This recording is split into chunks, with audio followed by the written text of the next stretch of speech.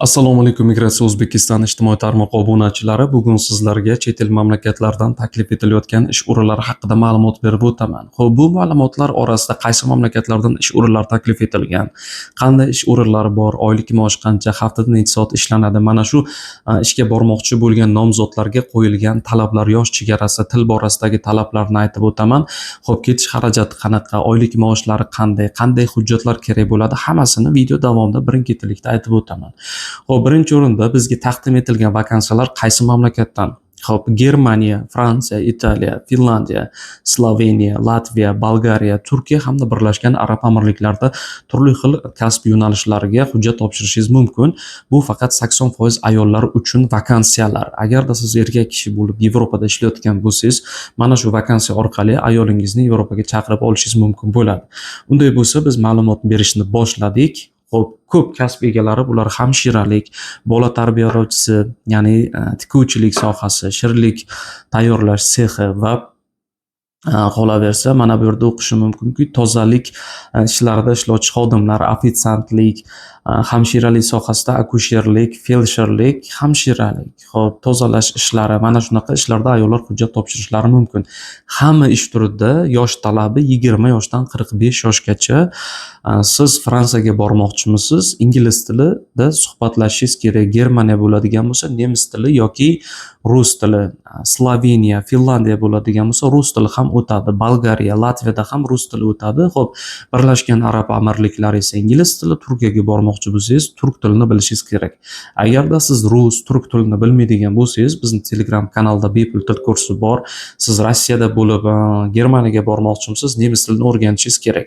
Onlayn biz orqali bepul o'rgansangiz bo'ladi. Ya'ni biror joyga 500 ming so'm yoki 400 ming so'm berib to'garakka qatnab, birinchi oydan sizga nemis tili og'irlik qilsa, masalan, yoqmadi deylik, xarajatingizga kuymasdan bepul biz orqali o'rganishingiz mumkin. Agarda yoqmasa, kanalimizni tark etishingiz ham mumkin bo'ladi. Bu o'zingizning ixtiyoringiz.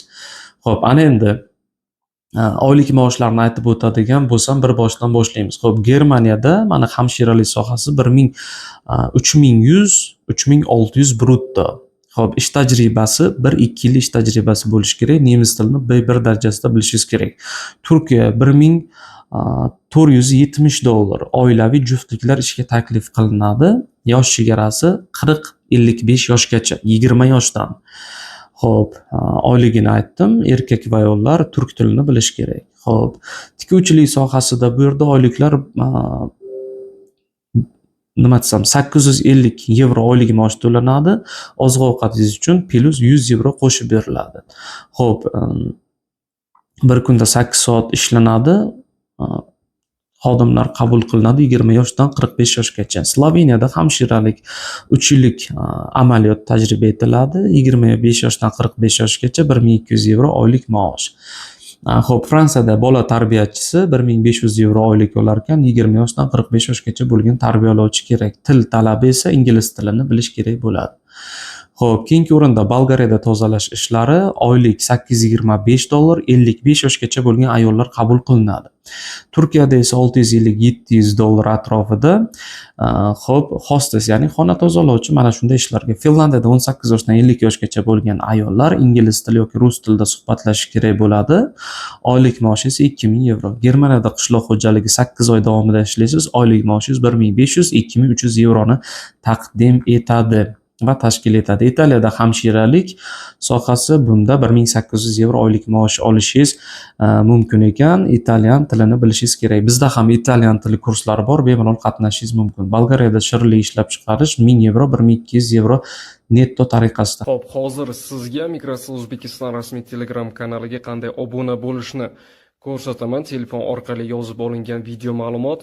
Xo'p, hozir plus Telegram, kimda Telegram bo'lsa, mana shu ilovaga kirib olish kerak.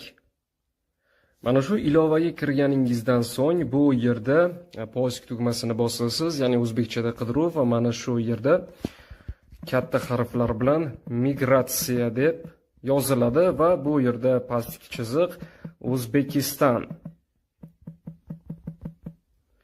Xo'p, yozganingizda O'zbekiston migratsiyasi kelib chiqadi. Mana shu migratsiya O'zbekiston rasmiy Telegram kanalining ustiga bosganingizda bu yerda ishchi vakansiya Germaniya bo'yicha va balki Janubiy Koreya, Kanada, boshqa davlatlar bo'yicha, Birlashgan Arab Amirliklari va dunyo bo'yicha 30 ta davlatga yaqin mamlakatlar ichidan ishchi vakansiyalar taqdim etiladi. Oylik maoshlar, ketish xarajatlari hammasi to'liq aytib o'tilgan. Mana shu bu yerda qoldirilgan havola orqali onlayn ro'yxatdan o'tish havolasiga kirib, ro'yxatdan bemalol o'tishingiz mumkin bo'ladi. Agarda sizga qaysidir davlatdagi bo'sh ish o'rni va vakansiya ma'qul kelsa.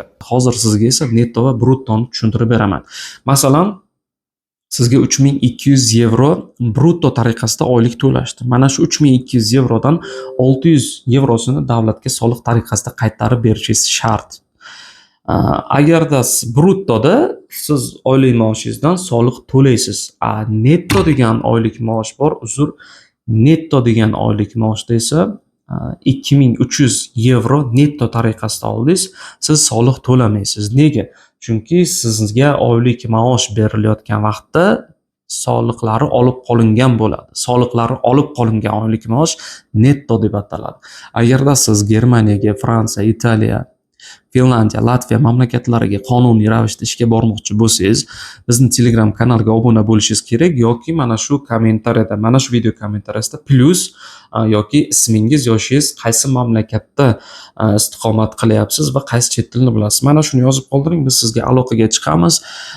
Turk, rus tili, ingliz, nemis tili kurslarini havolasini tashlab beramiz. Bemalol kanalga qo'shilib turk yoki rus tilini, ingliz, nemis tilini o'rganishingiz mumkin bo'ladi. Telegram kanalimizda vakansiyalar juda ko'p. Bemalol o'zingiz xohlagan vakansiyani tanlashingiz mumkin ayollarimiz uchun.